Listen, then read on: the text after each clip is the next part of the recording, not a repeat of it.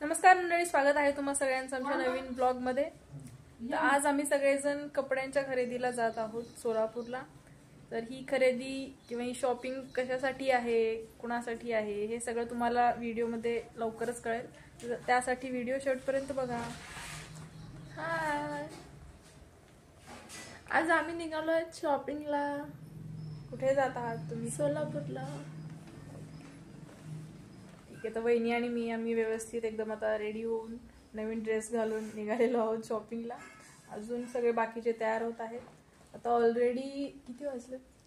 We are already late. मला वाटतं 10:30 वाजून गेलेत ना, 10:30 वाजून गेलेत आणि आम्ही अजून इथेच आहोत। आम्हाला लवकरात लवकर सोलापूरला जायचं आहे आणि शॉपिंग करायची आहे।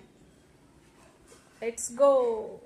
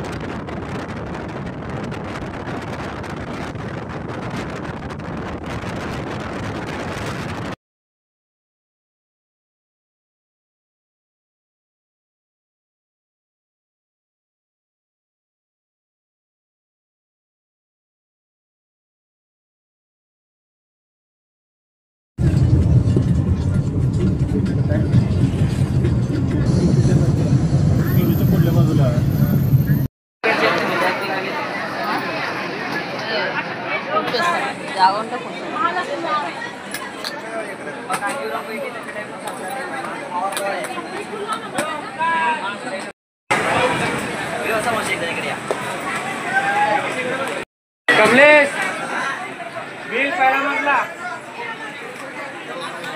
4.67 बस की